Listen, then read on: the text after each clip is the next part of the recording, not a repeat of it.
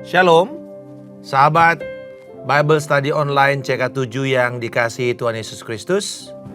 Saat ini kita akan belajar dari firman Tuhan, Mazmur 73, Pergumulan dan Pengharapan.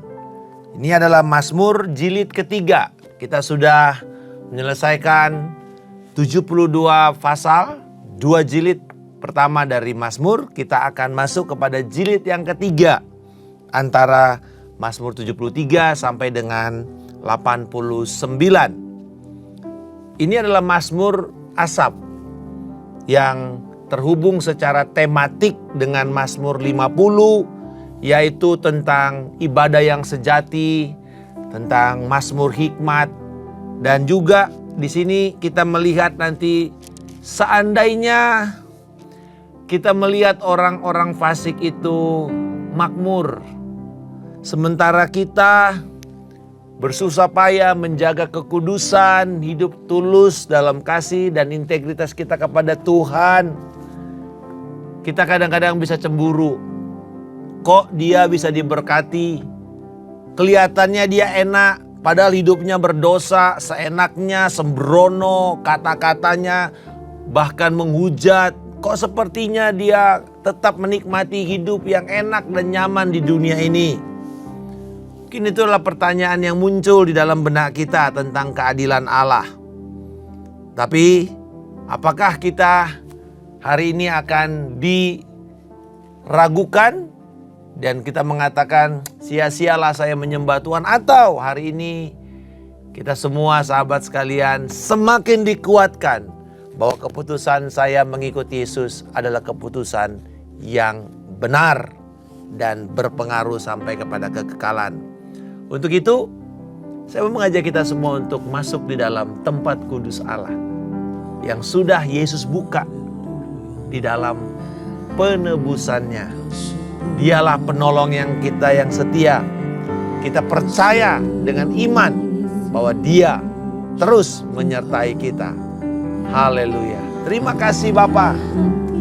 Kami datang pada saat ini untuk mendeklarasikan akan iman kami kepadamu. Kau adalah penolong kami yang setia Tuhan. Terpujilah namamu Yesus. Haleluya. Oh.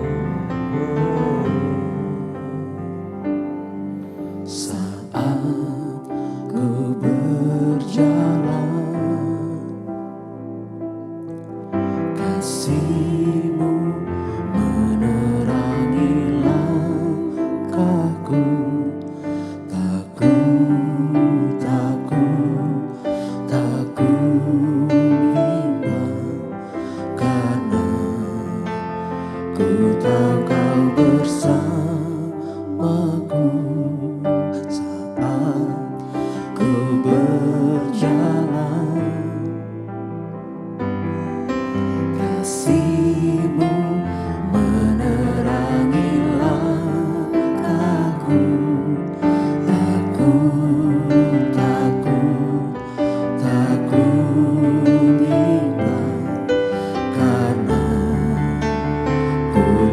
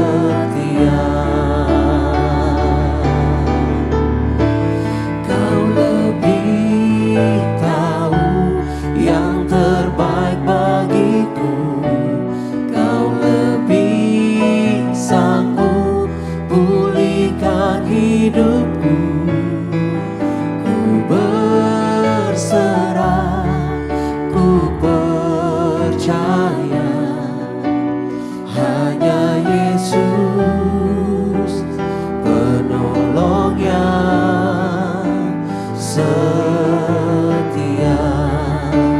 Hanya Yesus penolong yang setia. Hanya Yesus penolong yang setia. Hanya Yesus penolong yang setia. Dalam hidupku Kami ku percaya percaya penuh kepada Tuhan. hanya di ruang kudus-Mu kami beroleh penyataan. Hanya dari-Mu Tuhan, Engkaulah warisan kami, Engkau yang tidak pernah berubah. Sebab aku percaya bukan karena melihat, namun karena firman-Mu yang selalu digenapi di hidupku. Ku percaya bukan karena melihat, namun karena firman-Mu tiada pernah berubah. Sebab aku percaya bukan karena melihat, namun karena firman-Mu yang selalu digenapi di hidupku. Ku percaya bukan karena melihat, namun karena firman-Mu tiada pernah berubah.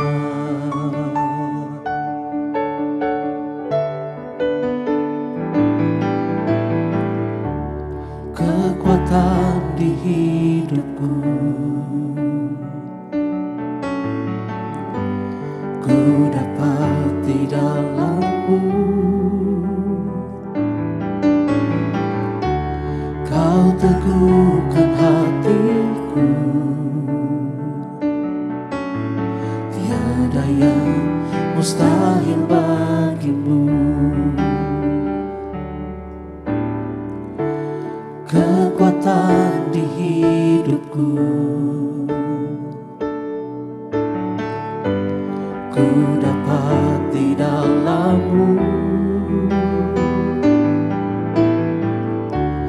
Kau teguhkan hatiku,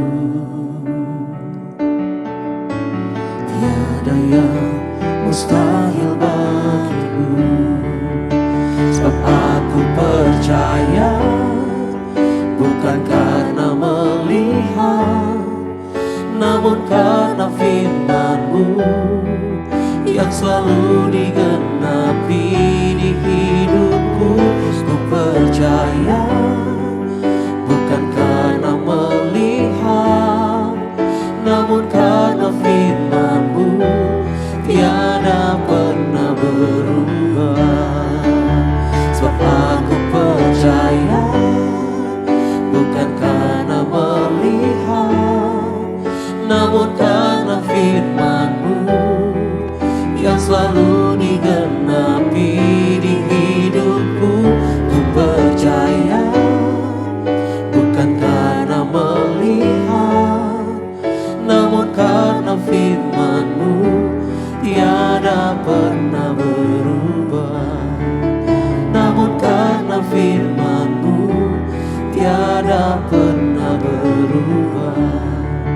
Namun karena firman-Mu tiada pernah berubah.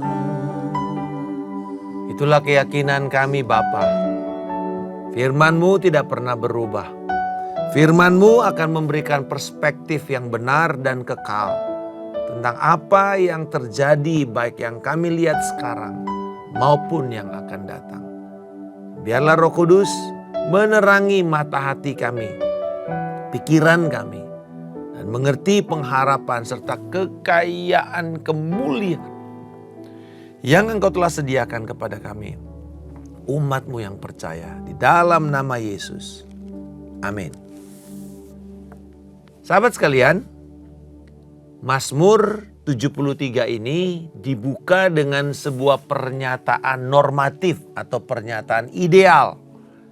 Ayat 1 dikatakan, sesungguhnya Allah itu baik terhadap orang yang tulus hatinya, terhadap mereka yang bersih hatinya. Ini adalah sebuah pernyataan ideal. Ini yang Tuhan mau. Tuhan baik kepada orang yang hatinya tulus, kepada hatinya murni. Tuhan baik. Artinya Tuhan akan memberikan berkat, Tuhan akan memberikan penyediaan, Tuhan akan memberikan pertolongan, kesembuhan, kebahagiaan. Itu kira-kira Tuhan baik. Tetapi di dalam ayat yang kedua sampai ke-6, 16, si pemazmur yaitu Asaf mulai melihat kenyataan. Jadi kan ada yang ideal, tapi ada kenyataan. Kok kayaknya nggak cocok. Kalau Tuhan baik kepada orang yang tulus hati, berarti Tuhan akan menghukum orang yang fasik, kan begitu. Itu kan logikanya. Tetapi ayat 2-16 justru terbalik. Dia melihat kenyataan, dikatakan tetapi, ini suatu kontras. Aku hampir saja kakiku terpeleset, nyaris aku tergelincir. Kenapa? Kenapa dia hampir terpeleset? Kenapa dia hampir tergelincir dari imannya bahwa Tuhan itu baik? Sebab aku cemburu.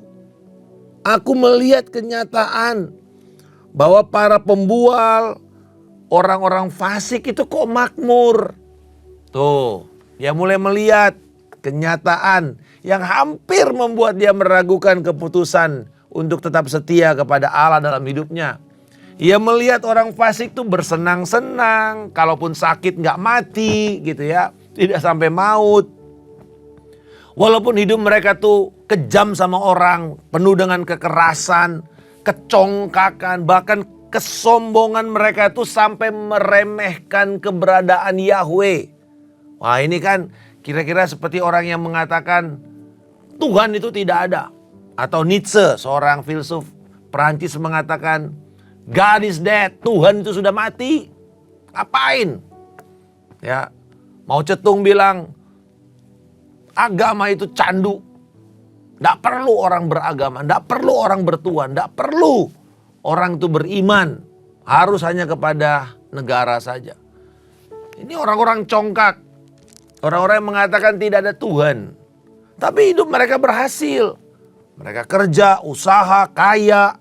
Mereka bersenang-senang. Walaupun lidah mereka terus-menerus menyumburkan kebohongan. Tapi dikatakan bahwa orang-orang seperti ini, mereka itu kok justru enak hidupnya. Bahkan mereka mengatakan dalam ayat 11, bagaimana Allah tahu hal itu? Apakah pengetahuan yang maha tinggi? Apakah ada pengetahuan dia? Apakah dia tahu? Kalau dia tahu, kenapa kami enak-enak? Nah, kira-kira begitu. Tetapi kita bersyukur si pemazmur ini memilih bukan fokus kepada kenyataan yang ada, tapi dia memilih untuk dia masuk kepada ruang kudus Allah. Kepada tempat the secret chamber of God.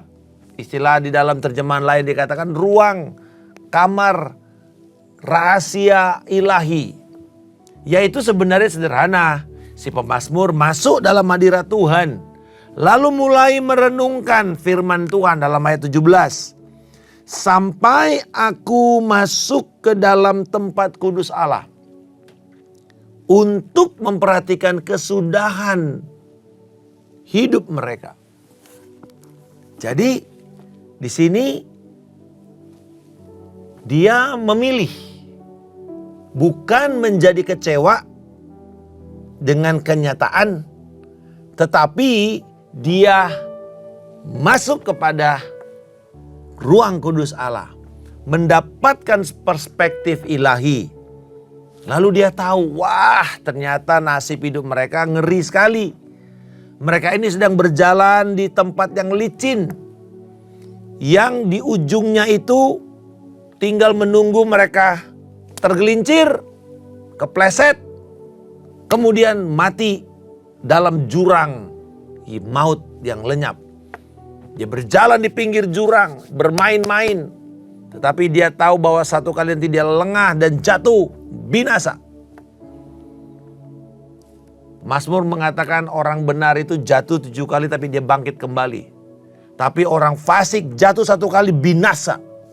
Nah saudara-saudara, ini memperlihatkan kepada kita bahwa kalau kita melihat kenyataan tidak sesuai dengan firman, maka kita sedang diperhadapkan antara kebenaran dengan kenyataan. Dan dengar sahabat sekalian, Allah tidak pernah mendasarkan pekerjaannya, tindakannya atas dasar kenyataan, tapi atas dasar kebenaran. Seringkali kenyataan bertolak belakang dengan kebenaran, tapi kebenaranlah yang akan memerintah. Kebenaranlah yang akan memerdekakan kita, bukan kenyataan. Kan kadang-kadang kita bilang, iya betul Allah itu baik, tapi kenyataannya. Nah, kan gitu kan selalu kita katakan. Kenyataannya. Nah sekarang pertanyaannya, apakah kita hanya mau terjebak, terikat, terperangkap di dalam kenyataan, atau kita memilih untuk memilih kebenaran? Bagaimana caranya? Masuk dalam hadirat Tuhan. Lihat perspektif ilahi. Ayat 18-20 menjadi peneguhan akan keadilan Allah yang sesungguhnya terhadap orang fasik. Di sini Tuhan menyatakan, ini loh sebenarnya nasib orang fasik. Sesungguhnya di tempat-tempat licin kau taruh mereka. Kau jerumuskan mereka dalam kehancuran. Betapa cepatnya mereka runtuh. Hilang lenyap ditelan kedahsyatan maut. Seperti mimpi pada waktu terbangun ya Tuhan, pada waktu engkau bangkit, rupa mereka kau pandang hina. Saudara lihat orang-orang yang bisa populer semalam hilang. Di mana orang-orang yang dulu hebat dan populer, kaya, bintang-bintang cilik yang membuat miliaran rupiah dalam pekerjaan mereka sebagai artis. Tapi ketika mereka beranjak dewasa orang lupa, bahkan kemudian ternyata orang itu sudah terlibat narkoba, bolak-balik masuk di dalam rehabilitasi. Dan sekarang mereka cuma sekedar nama. Walaupun mereka masih hidup, tapi mereka sudah hancur, selesai karir mereka. Ada yang kelihatannya terus, tapi kemudian kita tahu misalnya contoh Frank Sinatra. Wah, siapa yang gak kenal dia? Orang hebat dan luar biasa. Tapi at the end, apa akhir hidupnya? Dalam alkohol, dalam kemabukan, dan kemudian kehilangan semuanya. Tentu orang masih mengenal lagunya seperti My Way, New York, New York. Tapi saudara lihat apa yang terjadi dengan kehidupannya. Apa akhir hidupnya? Tuhan sini mengatakan, it's not just how the way you live, but how you end your life. It's also matter.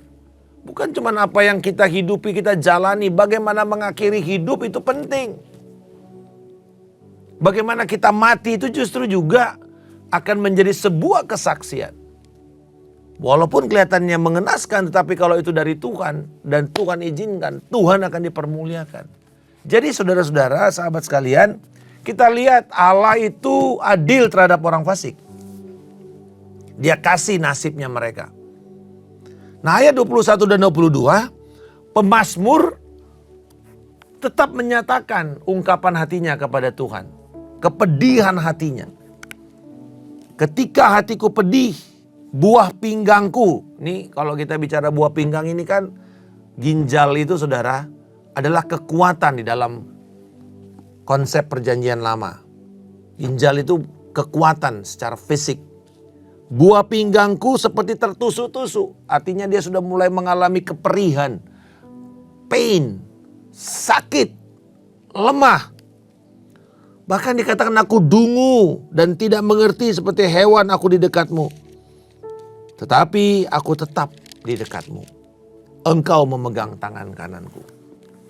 Jadi pemazmur berusaha untuk mengatakan, aku seperti orang dungu ketika aku mengikut Tuhan. Pernahkah saudara dicemooh, didungu-dunguin, dibodoh-bodohin? Hanya karena keputusan saudara mengikut Yesus. Dia bilang, ngapain kamu melayani Tuhan? Kamu punya karir, kok kamu tinggalkan? Banyak teman-teman istri saya mempertanyakan keputusannya ketika dia meninggalkan karirnya sebagai bankers. Bahkan ketika saya orang bilang, ngapain kamu meninggalkan karirmu di Universitas Indonesia? Kok jadi pendeta? Nanti mau makan apa? Saudara, ini adalah yang orang mengatakan keputusan dungu, keputusan bodoh. Kamu mau makan apa? Anakmu bisa hidup nggak? Bisa sekolah nggak nanti? Oh saudara-saudara, begitu banyak sekali orang akan mulai mempertanyakan dan menganggap kita bodoh. Tapi bukankah itu yang Paulus katakan? Bahwa Tuhan akan memakai orang-orang yang bodoh di hadapan dunia untuk mempermalukan orang-orang berhikmat. Paulus contohnya yang paling jelas. Dengan segala kemegahan, segala karirnya, segala keberhasilan di dunia keagamaan yang mana dia geluti. Tapi dikatakan dalam kitab Filipi, semua itu kuanggap kotoran manusia. Tidak berharga sama sekali. Dibanding dengan, nah saudara perhatikan, dibanding dengan pengenalanku akan Kristus. Pewahyuanku akan Kristus. Jadi sahabat sekalian, ketika kita diejek, dicemooh oleh karena keputusan kita mengikuti Yesus, keputusan kita untuk hidup taat, hidup suci kepada firman, dan menjadi bahan tertawaan, jangan menyerah. Ayat 23 tadi, ada satu keputusan yang tepat, yang mendorong kita untuk apa dikatakan? Tetap dekat dengan Tuhan. Kenapa? Karena Tuhan setia. Tuhan setia menolong, Tuhan setia memelihara, Tuhan setia menyertai kita. Dia tidak pernah meninggalkan kita. Dia akan menuntun, mempromosikan kita pada waktunya. Ini adalah sebuah ajakan, adalah sebuah keputusan bagi kita semua, sahabat sekalian, untuk memilih Allah. Dan membuat Allah sebagai kesukaan hati kita semata-mata. Pemazmur akhirnya mengalami sebuah transformasi. Karena melihat kesetiaan Tuhan, melihat janji Tuhan, melihat kepedihan hatinya itu diubah oleh Tuhan menjadi sukacita. Sehingga akhirnya ayat ke-25, sebuah pernyataan dahsyat.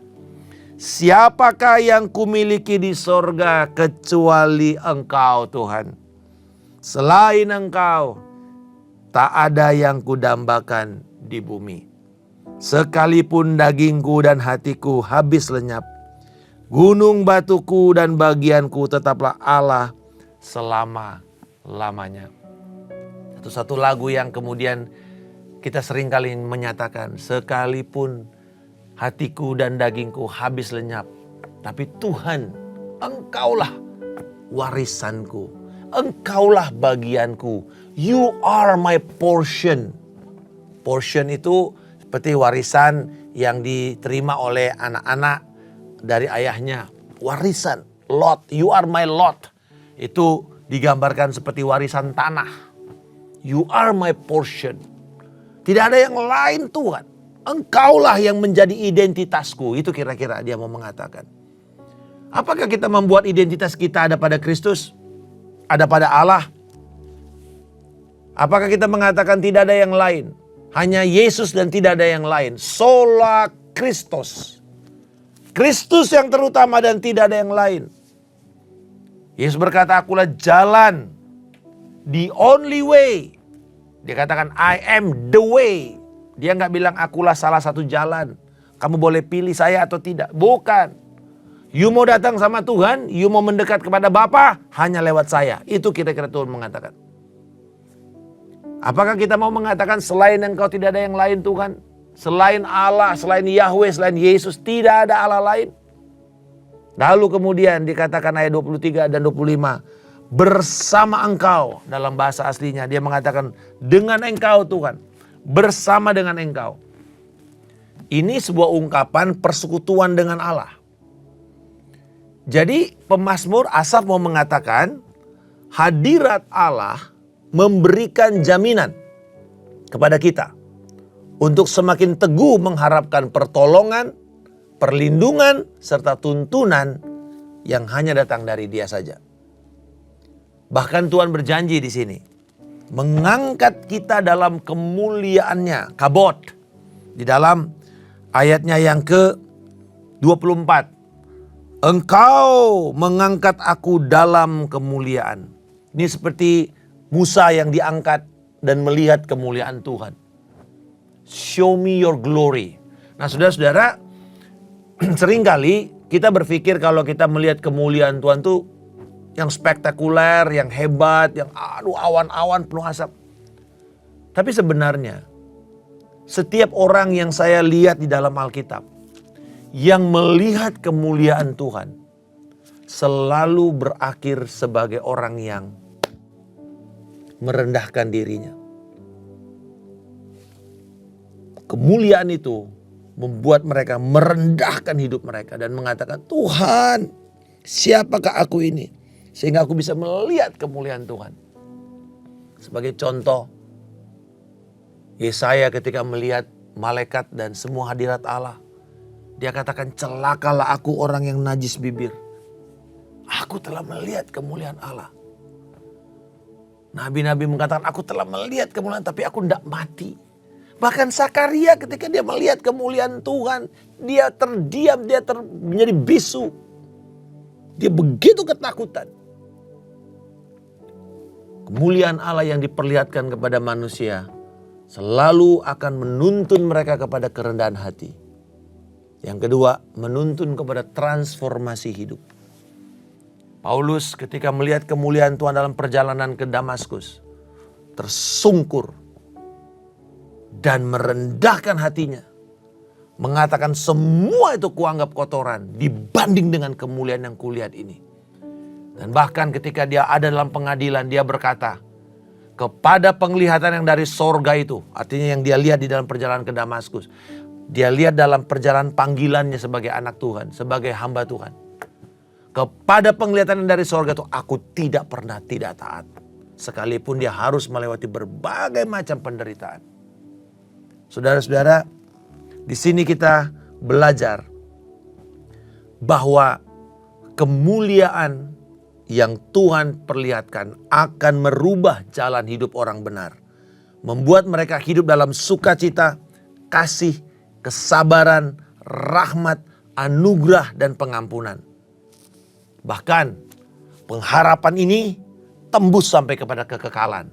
Pengharapan yang tidak bisa dicuri oleh pencuri, tidak bisa hancur oleh ngengat, karat, atau apapun yang ada di dunia ini. Tidak ada satu kekuatan manusia yang bisa membunuh pengharapan kekal yang kita dapatkan dalam Kristus Yesus. Mereka mungkin boleh membunuh nyawa. Mereka mungkin boleh memenggal kepala orang benar. Tapi mereka tidak bisa membunuh pengharapan yang mereka terima di dalam Kristus yang sampai kepada sorga mulia. Sukacita dalam keintiman dengan Allah merupakan perlindungan dan tuntunan ilahi. Jadi saudara, kalau kita tuh membangun hidup sukacita, membangun keintiman, itu menuntun dan memberikan kita perlindungan, memberikan kepada kita tuntunan. Sehingga sebenarnya kita itu diberikan arahan oleh Tuhan. Lewat apa? Sewaktu kita membangun keintiman kita dengan Tuhan. Nah, akhir dari doa ini adalah di dalam ayat 28. Keputusan untuk selalu dekat dengan Allah. Tetapi aku suka dekat pada Allah. Tuhan Allah ku tetapkan sebagai tempat perlindunganku. Supaya dapat menceritakan segala pekerjaanmu. Kembali lagi, biasanya kita selalu mendeklarasikan Mazmur 91. Dalam lindungan Allah yang Maha Tinggi. Saudara-saudara, apakah akhir daripada keputusan hidup kita selalu mengatakan, aku menetapkan Tuhan Yesus sebagai perlindunganku dan tidak ada yang lain. Dan bukan cuma itu, aku suka, aku gemar untuk terus-menerus bersama dengan Tuhan. Kristus dengan kematiannya, pengorbanannya di kayu salib telah membuka akses total kepada kita. Full access untuk mendekati takhta kasih karunia, the mercy seat of God. Tuhan sudah buka itu. Sekarang pada kita semua, maukah kita berlari dan mendekat dan tinggal, menetap, menempel di dalam pokok anggur, lalu menghasilkan buah-buah, doa yang dijawab, kemuliaan yang akan Tuhan nyatakan lewat hidup kita, kasih yang terus-menerus berkobar-kobar, dan bahkan sukacita yang meluap-luap, yang menjadi tanda bahwa kita sedang didiami oleh Allah. Puji-pujian yang melambung dari mulut kita menjadi tanda bahwa Yesus berdiam di dalam kita. Dengan ini, semua orang akan melihat bahwa Tuhan ada dan bersama dengan kita. Sahabat sekalian, keintiman kita dengan Bapa akan mendorong kita intim dengan Tuhan itu setiap hari. Kristus yang telah membuka jalan untuk keintiman kita dengan Bapa ini terus akan menginginkan, membuat kita ingin membangun keintiman kita sampai Dia memanggil kita, menjemput kita di awan kemuliaan. Bersediakah kita untuk mengatakan, hanya Engkau dalam hidupku yang kumiliki. Engkaulah warisanku. Engkaulah bagianku. Sekalipun dagingku dan hatiku habis lenyap, tapi bagianku tetaplah Allah. Dan aku suka dekat padamu Tuhan. Aku suka membangun keintiman denganmu. Setiap hari kita diberi kesempatan. Dalam penyembahan, pujian, dalam doa fajar, kita disuruh, diundang untuk membangun keintiman kita. Dalam menara doa, kita membangun keintiman kita dengan Tuhan. Dalam penyembahan dan dalam doa. Dalam firman. Biarlah itu akan menuntun kita terus sampai selera hidup kita tidak lain adalah Tuhan sendiri. Bapa di surga, kami mengucap syukur untuk keputusan yang benar yang kami buat oleh karena anugerah-Mu. Memilih Yesus dan bukan yang lain. Walaupun ada godaan untuk kami bisa cemburu dengan kehidupan dari orang-orang fasik di sekitar kami. Tapi terima kasih, Engkau memberikan perspektif yang benar kepada kami hari ini. Bahwa akhir hidup mereka adalah jurang kehancuran. Tapi kepada orang-orang benar, penyertaan-Mu akan menyediakan damai sejahtera, pertolongan dan perlindungan. Bahkan pemeliharaan sampai masa tua kami. Engkau tetap Yesus yang tidak pernah berubah. Di dalam nama Yesus, terimalah berkat Tuhan. Tuhan yang memberkati engkau dan Tuhan yang melindungi serta memelihara engkau. Tuhan akan membuat wajahnya senantiasa bersinar atas engkau dan memberikan engkau kasih karunia yang melimpah. Tuhan menghadapkan wajahnya dan menjawab setiap doa permohonanmu. Memberikan engkau damai sejahtera yang melampaui segala akal dan pikiran. Kebenaran, sukacita dan damai sejahtera oleh Roh Kudus penuh dan melimpah dalam hidupmu. Kasih karunia dari Allah Bapa, cinta kasih dari Tuhan kita Yesus Kristus, persekutuan yang indah, erat dan manis dengan Roh Kudus, memelihara engkau dari hari ini sampai Tuhan Yesus Kristus datang menjemput kita di awan kemuliaan dan membawa kita memerintah dalam kerajaan damai-Nya hingga kekal selama-lamanya. Di dalam nama Tuhan Yesus Kristus kami telah berdoa dan mengucap syukur. Haleluya. Amin. Tuhan Yesus memberkati. Shalom.